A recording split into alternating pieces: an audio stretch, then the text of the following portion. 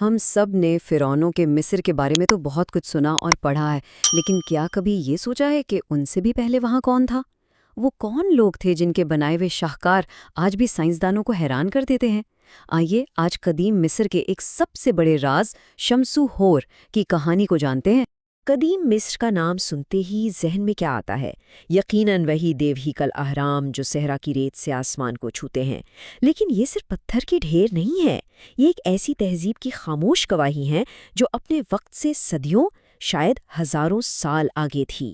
ماہرین تو صدیوں سے ان سوالوں کے جواب صحرا کی ریت میں ڈھونڈ رہے تھے، لیکن سوچئے ذرا، کیا ہو اگر ان سارے سوالوں کا جواب ان عظیم تعمیرات کا راز کسی ریت کے ٹیلے میں نہیں بلکہ ایک میوزیم میں پڑے ایک پرانے سے کاغذ کے ٹکڑے میں چھپا ہو؟ تو چلیں پہلے اس معمے کو تھوڑا اور سمجھتے ہیں کہ آخر یہ اتنا بڑا معمہ ہے کیوں؟ بات صرف اہرام کے سائز کی نہیں ہے، بلکہ ان کی تعمیر میں چھپی ناقابل یقین ذہانت کی ہے۔ اچھا ذرا سوچیں، لاکھوں ٹن وزنی پتھر اور ان سے بنی ایسی عمارتیں جن میں 1 سینٹی میٹر کی بھی غلطی نہیں، اور یہ سب کچھ ہوا بغیر کسی جدید مشینری کے۔ سب سے حیران کن بات، آج تک ان کا کوئی ایک بھی نقشہ یا بلو پرنٹ نہیں ملا۔ اور صرف یہی نہیں، وہ انسانی جسم کو ہزاروں سال تک محفوظ رکھنے کا وہ ہنر بھی جانتے تھے جو آج کی سائنس کے لیے بھی ایک چیلنج۔ اور پھر اس پورے معمے کی گتھی ایک ایسی جگہ سے سلجھنی شروع ہوئی جس کا کسی نے سوچا بھی نہیں تھا، کسی کھدائی سے نہیں بلکہ ایک پرانی دستاویز سے۔ یہ بات ہے کوئی 1820 کی۔ مصر میں ایک پرانا سا پیپرس ملتا ہے۔ چند سال بعد اسے اٹلی کے شہر ٹیورن کے ایک میوزیم میں پہنچا دیا جاتا ہے، اور بس وہاں یہ کئی سالوں تک پڑا رہا، کسی نے زیادہ توجہ ہی نہیں دی۔ لیکن یہ کوئی عام سا کاغذ کا ٹکڑا نہیں تھا۔ جب ماہرین نے اسے پڑھنا شروع کیا تو پتہ چلا کہ یہ تو 160 صفحات پر مشتمل ایک پورا خزانہ ہے، جسے دی رائل کینن آف ٹیورن کا نام دیا گیا۔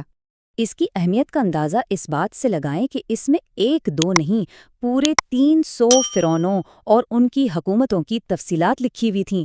مطلب یہ مصر کی سمجھیں کہ آفیشیل ہسٹری بک تھی۔ لیکن کہانی یہاں ختم نہیں ہوتی۔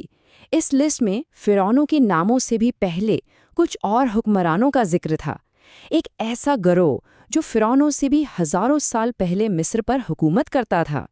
اور یہ پراسرار لوگ کون تھے؟ انہیں کہا جاتا تھا شمس الہور، یعنی ہورس کے پیروکار۔ اب یہ ہورس کون تھا؟ مصری دیومالا میں ہورس کو حکمت اور آسمان کا دیوتا مانا جاتا تھا، تو شمس ہور یعنی ہورس کے یہ پیروکار دراصل وہ لوگ تھے جنہوں نے فرعونوں سے بھی بہت پہلے مصری تہذیب کی بنیاد ڈالی تھی۔ تو یہ شمس ہور صرف حکمران نہیں تھے۔ اس دستاویز کے مطابق وہ تو علم اور سائنس کے ایسے راز جانتے تھے کہ سن کر عقل دنگ رہ جائے۔ سوچئے ذرا، فزکس، ریاضی، فلکیات، وہ خلا اور گریوٹی یعنی کشش ثقل کے اصولوں تک کو سمجھتے تھے۔ یہ کوئی عام بات نہیں تھی، یہ وہی علم ہے جس کی جھلک ہمیں ان کی بنائی ہوئی چیزوں میں نظر آتی ہے۔ اور صرف سائنس ہی نہیں، ان کا حکومت کرنے کا طریقہ بھی بالکل الگ تھا۔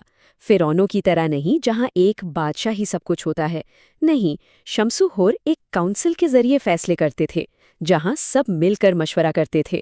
یہ اس زمانے کے حساب سے ایک بہت ہی ایڈوانس سوچ تھی۔ تو اب سب سے بڑا سوال، کیا یہ شمس ہور سچ میں تھے، کوئی گمشدہ تہذیب، یا یہ صرف ایک کہانی ہے؟ اچھا، اس پر آج بھی دو الگ الگ نظریات ہیں۔ ایک طرف وہ لوگ ہیں جو کہتے ہیں کہ یہ سب ایک افسانہ ہے، کیونکہ اتنے ایڈوانسڈ علم کا کوئی اور ٹھوس ثبوت کیوں نہیں ملتا۔ لیکن دوسری طرف کچھ ماہرین کہتے ہیں کہ ثبوت اور کیا چاہیے، یہ جو عظیم یادگاریں کھڑی ہیں یہی تو سب سے بڑا ثبوت ہیں۔ وہ کہتے ہیں کہ یہ عمارتیں خود بتا رہی ہیں کہ انہیں بنانے والے کوئی عام لوگ نہیں تھے۔ ایک تھیوری یہ بھی ہے کہ شمس ہور کی تہذیب شاید کسی بہت بڑی قدرتی آفت جیسے کسی سیلاب وغیرہ میں ختم ہو گئی، اور پھر ہزاروں سال بعد جب فرعون آئے تو انہوں نے ان بچی کچی تعمیرات کو اپنا کہہ کر پیش کر دیا۔ اب سچائی جو بھی ہو، ایک بات تو طے ہے، شمس ہور کی یاد مصری تاریخ میں بہت گہری ہے، حتیٰ کہ خود بعد میں آنے والے فرعون بھی انہیں کوئی عام حکمران نہیں سمجھتے تھے۔ مصر کے 5ویں شاہی خاندان کی تحریروں میں انہیں ایک خاص نام دیا گیا ہے، دی شائننگ ونز، یعنی روشن ہستیاں۔ یہ نام ہی بتاتا ہے کہ وہ انہیں کتنا بڑا مانتے تھے۔ تو شمس و ہال کی یہ کہانی ہمیں ایک بہت بڑے سوال پر لا کر کھڑا کر دیتی ہے۔ کیا ہم واقعی اپنی تاریخ کو اتنا جانتے ہیں جتنا ہم سمجھتے ہیں؟ سوچئے، اگر اتنی عظیم تہذیب تاریخ کے اوراق سے غائب ہو سکتی ہے، تو ہمارے ماضی کی گہرائیوں میں اور نہ جانے کتنے ایسے ہی راز چھپے ہوں گے جو بس اپنے ظاہر ہونے کا انتظار کر رہے ہیں۔